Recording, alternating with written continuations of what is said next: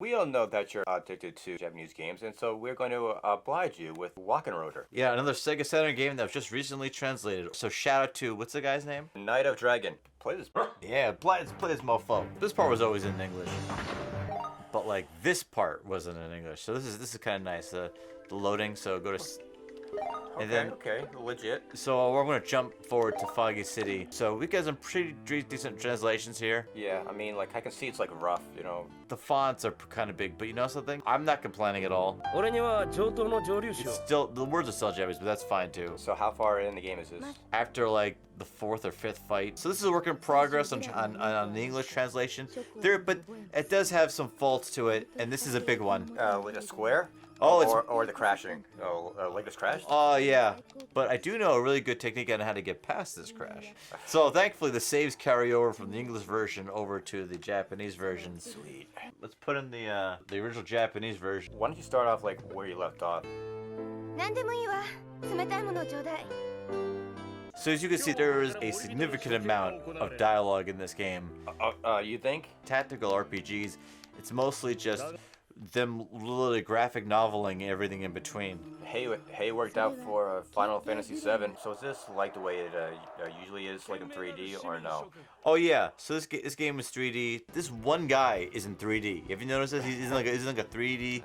I don't think he is. I mean, maybe he was modeled in 3D, but... But that's what I'm saying. But Lucian is a drawing. Did they start on him first, and afterwards was, no, we'll just get lazy with this and just do drawing. It's almost like a board game setting, right? So I don't know if you can get like a better ending, but he's actually doing a countdown. Now it seems to me this part of the game didn't need to be translated like at all. See, so this is pretty cool. So you could choose how much to like rev up your weapon, and if you rev up too much, you end up overheating it. See like the heat gauge is temp. That's cool. Now I can see how the Sega Saturn is making use of its dual 3D and sprites, leveraging like its strong points, you know.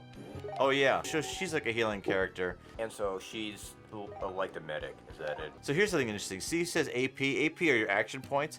You can also give up all your action points to let your weapons cool down. So he looks exactly like the guy in Final Fantasy VII.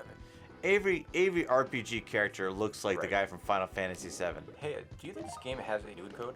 Yeah, but it's really pixelated. So the bad guy just keeps pushing other people into that thing. Yeah, and there's no realization that he's about to that he's being snuck up on. I was gonna say, like, can you push him in? I love how like the henchmen look kind of like M. Bison. So tell me about how you found out about this game. Actually, that's a really good question. I don't remember. This almost looks like a game that could have been like on the Super Nintendo almost, you know. Yeah, I mean that makes sense. I mean that was like the genre for a while. Wait, what's it called, like Mode 7 or whatever? Yeah, definitely some Mode 7 stuff going down here. Oh wow, really? They won't let me up there?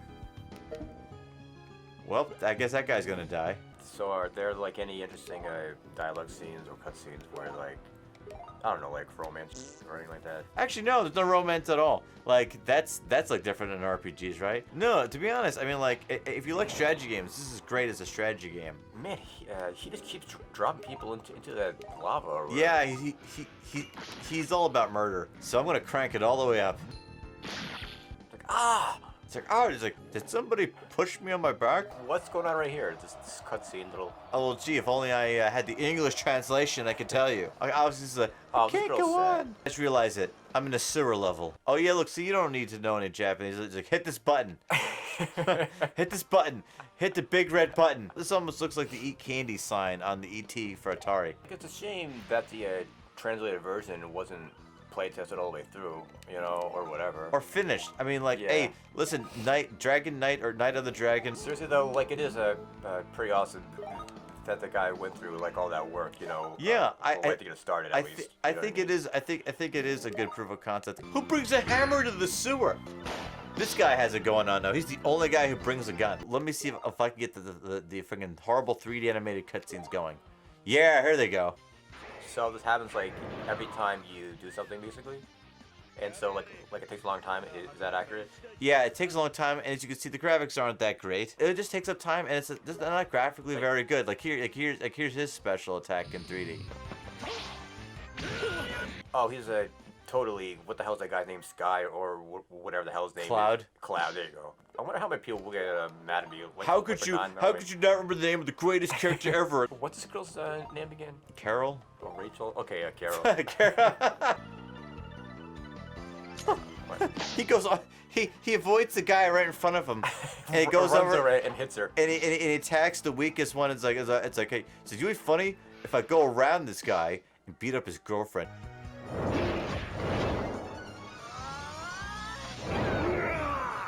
Wow, this looks like Windows 95. Yeah. 3D. If you liked Wachenröder, let us know how you felt about Wachenröder.